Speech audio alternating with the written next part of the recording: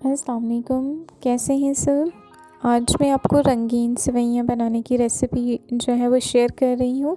یہ بہت ہی ایزی ہے اور منٹوں میں بن جانے والی ہے۔ آپ بھی اس کو ضرور ٹرائی کیجیے گا اور مجھے بھی بتائیے گا کہ یہ کیسے بنی ہے۔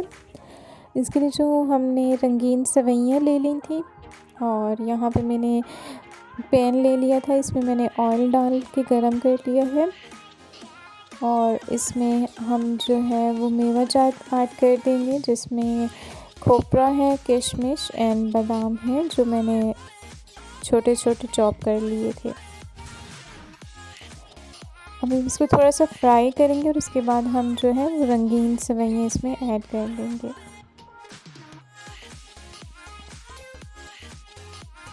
اور اس کو ہم 5 منٹس تک جو ہے وہ فرائی کریں گے اچھے سے، تاکہ یہ بن جائے۔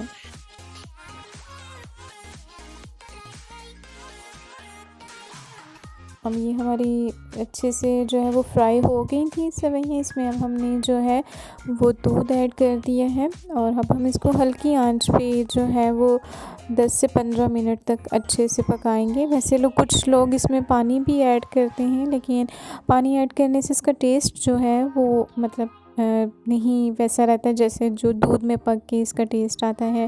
تو آپ ہمیشہ اس کو دودھ میں ہی پکائیں، یہ بہت ہی اچھی بنتی ہیں اس طرح سے۔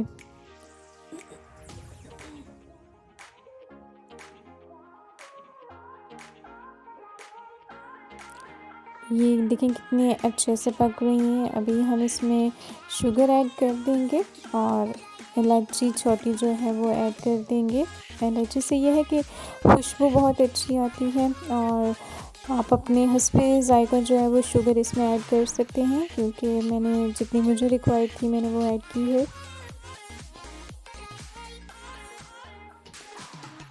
آلموسٹ ہماری جو سوئیاں ہیں وہ بن کے ریڈی ہو چکی ہیں اور یہ دیکھیں اتنی تھک اور اتنی مزیدار لگ رہی ہیں۔ آپ اس کو صبح ناشتے میں بھی سرو کر سکتے ہیں، شام کو بھی آپ اس کو لے سکتے ہیں اور یہ عید اسپیشل ریسیپی ہے۔